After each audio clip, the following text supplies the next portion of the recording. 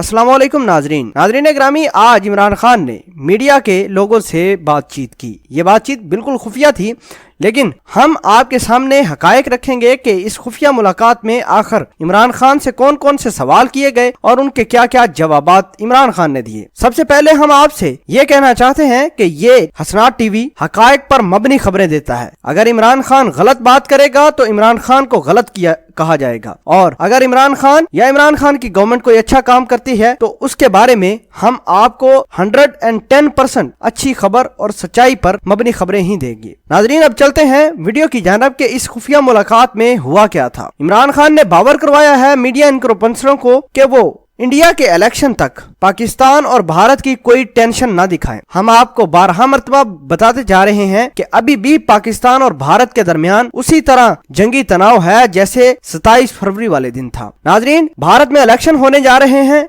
Election 4 phases में मुकम्मल होंगे और इन इलेक्शन की डेट है 11 अप्रैल से लेकर 19 अप्रैल तक ये इलेक्शन होंगे, और इसी दौरान भारत पाकिस्तान के ऊपर किसी न किसी तरीके से पाकिस्तान को नुकसान पहुंचाने की जरूर कोशिश करेगा। इस हवाले से इमरान खान ने मीडिया एंकरों से रिक्वेस्ट की है कि वो मुल्क में ये खबर ब्रेक न करें, इससे लोगों में परेशानियां फैलती हैं। नाजरीन ग्रामी, उसी तरह पाक फौज बॉर्डरों के साथ तैनात है, उसी तरह हमारा असला बॉर्डरों पर लगा हुआ है, उसी तरह हमारी फौज बिल्कुल चौकन्नी है और भारत की किसी भी जारियत से मुकाबला करने के लिए बिल्कुल तैयार है। जंग का खतरा बिल्कुल टला नहीं। इमरान खान ने मीडिया वालों से ये गुजारिश की है कि वो इस बात को ब्रेक ना करें। इमरान खान साहब का कहना है कि 11 अप्रैल तक मुल्क में कोई दहशतगर्दी का हमला हो सकता है। नाजरीन ग्रामी, इमरान खान ने ये तमाम तर इंफॉर्मेशन इंटेलिजेंस बेस शेयर की है। इमरान खान का मजीद इस मीटिंग में कहना था, जो एंकरों के साथ की है, जो सहाफियों के साथ की है, इमरान खान साहब का कहना था कि अभी तक जंग के बिल्कुल इम्कान उसी तरह है, लेकिन 11 अप्रैल तक मुल्क में बदअमनी भारत फैला सकता है। नाजरीन ग्रामी, इमरान खान ने कहा कि ये खुफिया और इंटेलिजेंस बेस्ड रिपोर्ट्स हैं, जिसमें यह कहा गया है कि 11 अप्रैल तक पाकिस्तान में दहशतगर्दी का कोई ना कोई बड़ा